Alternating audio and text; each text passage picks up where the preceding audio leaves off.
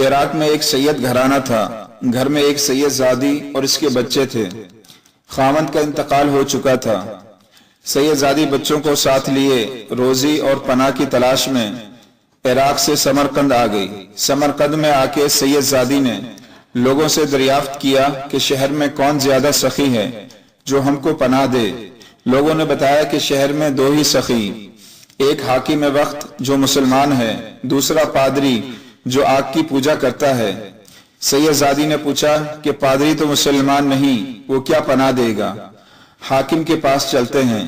سید زادی بچوں کو لے کر مسلمان حاکم کے پاس آئی، کہنے لگی میں آل رسول ہوں، میرے خاوند کا انتقال ہو گیا ہے، میں بے بس ہوں، مجھے پناہ چاہیے۔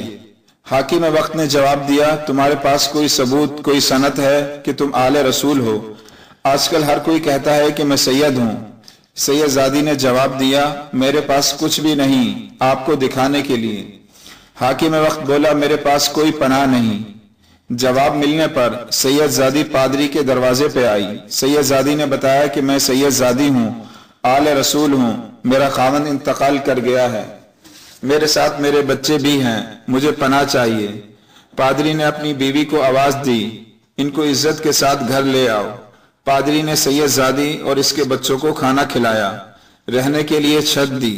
آدھی رات ہوئی، حاکم وقت جب سو گیا تو خواب میں حضور صلی اللہ علیہ وسلم کو ایک سونے کے محل کے سامنے تشریف فرماتے ہوئے دیکھا۔ حاکم وقت نے پوچھا حضور یہ کس کا محل ہے؟ آپ نے فرمایا کہ یہ ایک ایمان والے کا گھر ہے۔ حاکم وقت کہنے لگا میں بھی ایمان والا ہوں۔ آپ نے فرمایا تیرے پاس ایمان کا کوئی ثبوت، کوئی سند ہے؟ حاکم وقت کانپنے لگا۔ آپ نے فرمایا میری بیٹی تیرے پاس آئی، تو نے اس سے سند مانگی، دور ہو جا میری نظروں سے۔ حاکم وقت جب بیدار ہوا تو اپنے بال نوچنے لگا، پچھتانے لگا۔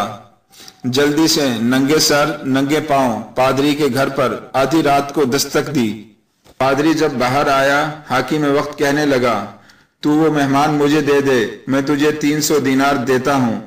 پادری نے کہا تم مجھے ساری دنیا کی دولت بھی دے دو تب بھی نہیں، اور جو تم خواب دیکھ کر آئے ہو وہی خواب میں نے بھی دیکھا ہے۔ میرا سارا خاندان کلمے پہ ایمان لا چکا ہے۔ جناب رسول کریم صلی اللہ علیہ وسلم نے مجھ سے فرمایا اے پادری تم نے میری بیٹی کو پناہ دی، جا تمہارا سارا خاندان جنتی ہے۔ دوستو دیکھے اور اندیکھے سودے میں بڑا فرق ہے۔ اللہ تعالی ہمیں بھی سچا مسلمان بنائے، آمین۔